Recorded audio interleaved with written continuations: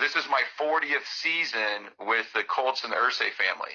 And for 35 years, I did ticketing and guest services and alumni relations and a bunch of things over the course of many, many decades. And about 5 years ago, Mr. Irsay, who owns the team, of course, came to me and asked me if I'd look into overseeing the historical affairs for the team and some other things, including overseeing his collection. And at that point, he'd accumulated several things, but it didn't have a really firm structure in terms of somebody exclusively spending time working on it. It was a combination of different people that worked for Mr. Irsay, his executive assistant, maybe the estate manager, our COO's assistant. I mean, different people were getting involved in things, and he saw a real need to uniform. So that's how I got involved, just to kind of give you a little background on me. As far as he goes, I've heard him tell the story. He got interested in collecting things with baseball cards as a kid. And he would go to the local store, I would say convenience stores, those aren't his words or mine, and buy up a bunch of, maybe a whole box of baseball cards. He'd save up his money, buy a whole box of baseball cards, go through those and pull out the ones he didn't have. And then the other ones he would, try to sell to neighborhood friends because they didn't have them or whatever, and then go back and use that money again. So his collecting passion started as a youth. And as far as the current collection, the item that really, in my opinion, launched it to what it is now was back in, I believe it's 2001, the acquisition of Jack Kerouac's On the Road scroll.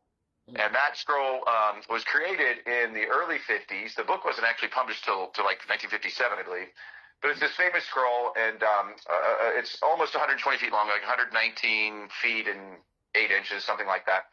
And that was for like $2.4 million back in '01.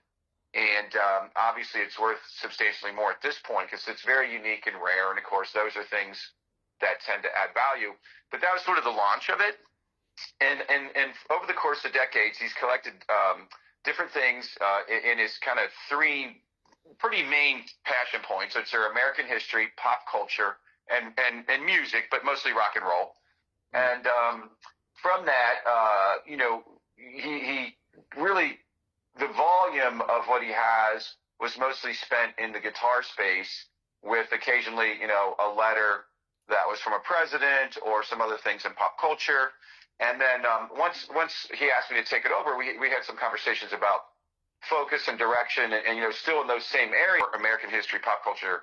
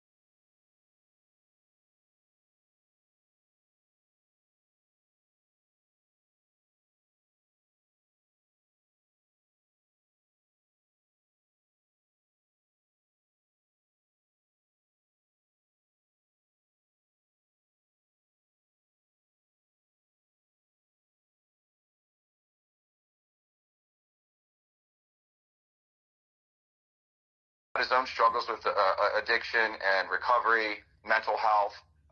He and his daughters, with Kaylin Irsay, Kaylin Irsay Jackson is the youngest on point, created a thing called Kicking the Stigma. Mm-hmm. Kicking the Stigma is their foundation to bring mental health care and awareness. Mm-hmm.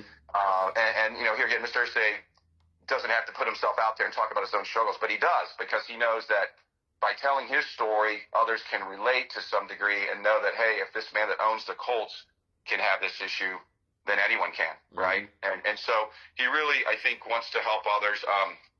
There's typically local charities when we go on the road that he makes donations to, and Steve could probably get you a list of those if you needed that.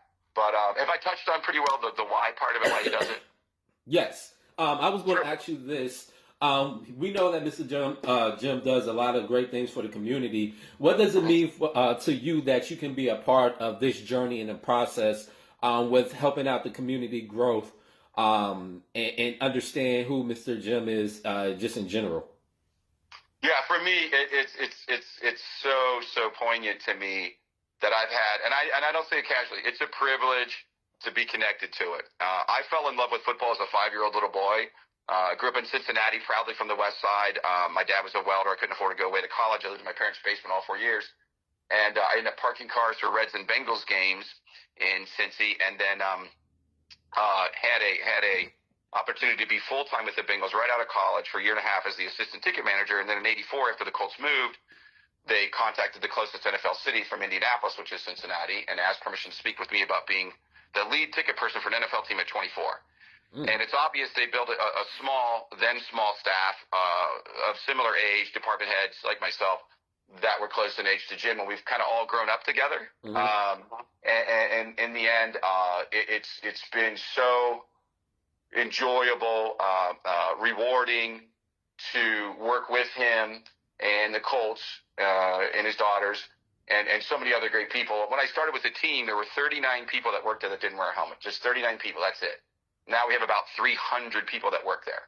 Mm. But what that speaks to is how the business and the science of sport has changed, right? Mm-hmm. I mean, there are full-time people that are nutritionists and fitness performance folks, and just people that are doing all sorts of data-driven work, both in a science aspect of the sports side of it, and then from a business standpoint, entire departments exist today that weren't even they didn't exist anywhere back in 1984, because mm-hmm. It's been 40 years. So it's really been a pleasure. Not many people get to work at the same place all those years. I think most people I know that don't like their work, their job, because it's oftentimes because it's repetitive. My job has changed and grown so much over the course of 40 years. I've had the privilege of wearing many different hats.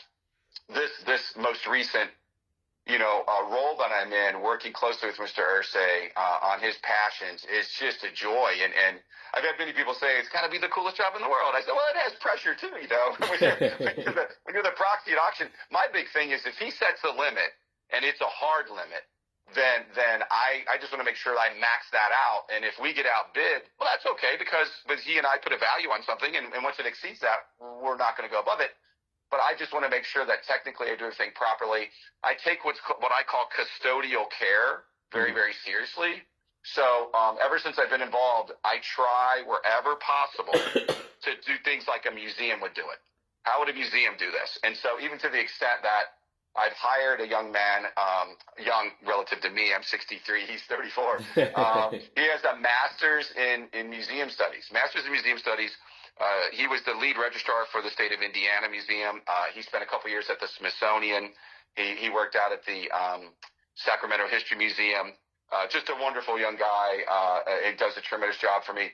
I've built a network of people. Some of them are on retainer that we pay regularly because their involvement is more consistent.